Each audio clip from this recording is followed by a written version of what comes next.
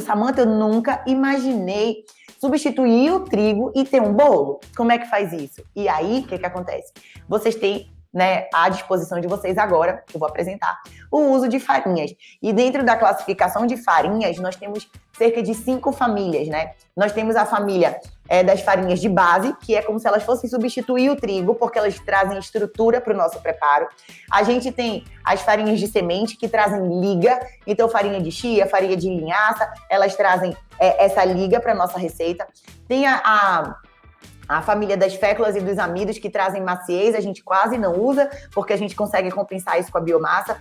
E também tem as farinhas de oleaginosas, que liberam gordura trazem gordura para o nosso preparo, ou seja, umidade e hidratação para a nossa massa.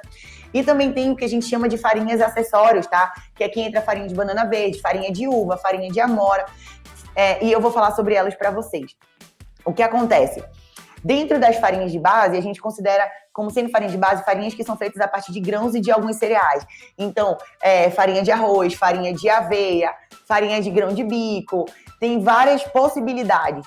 Só que não basta você pegar a quantidade da sua farinha de trigo e substituir pela farinha, porque isso daí não vai dar certo. Então você tem que estar equilibrando, porque tem farinhas que trazem que permitem que a sua massa fique mais aerada, que fique mais leve, mais macia. Por exemplo, a farinha de aveia. Já a farinha de arroz, ela traz um peso maior para sua receita. Então, dependendo do caso, você tem que fazer uma associação entre elas. Então, nem sempre é substituir o trigo por uma farinha e ponto final. A gente precisa, de certa forma, fazer a associação dessas farinhas, e muitas vezes eu trabalho fazendo a associação entre famílias diferentes dessas farinhas. Então, às vezes eu uso farinha de oleaginosa, por exemplo, farinha de amendoim, e associo com farinha de arroz, para que a gente consiga chegar no resultado que a gente espera. Porém, a gente consegue fazer isso, não se assustem, é um conhecimento muito novo e bastante denso, mas conforme a gente vai colocando em prática, a gente vai entendendo, sem tentar decorar, vai entendendo o porquê de cada um desses ingredientes e o que eles fazem dentro da receita, a gente vai conseguindo fazer e desenvolver a nossa própria receita. E eu falo isso para vocês porque tem acontecido com várias das meninas do curso. Então, no primeiro momento, a gente fica, meu Deus, é muito assunto, é muita informação, será que eu vou dar conta? E vai dar conta, fiquem tranquilas, tá bom? E o que acontece?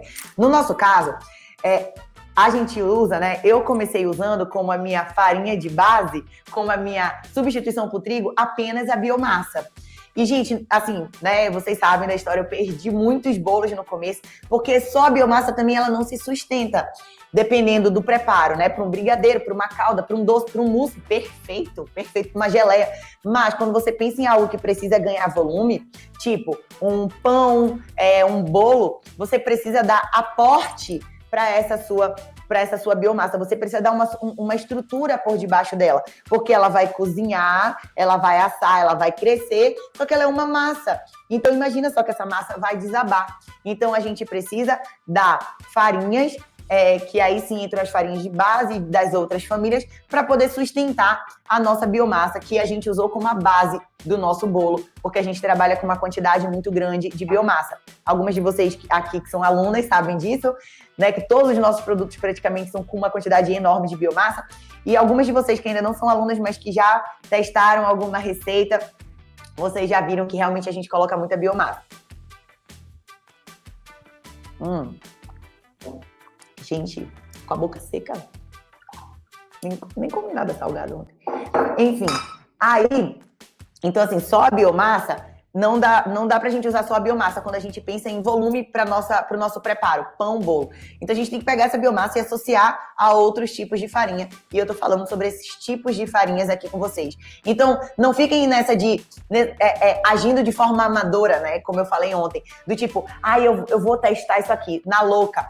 Tentem minimamente entender o porquê que você tá usando aquilo. Tá bom? Por que você está usando uma farinha de base misturada com uma farinha de oleaginosa? Ou por que você está usando uma farinha acessório com uma farinha de base? As farinhas acessórias, elas normalmente não são capazes de dar essa sustentação para o nosso bolo. Elas normalmente precisam estar associadas a uma farinha de base. Beleza?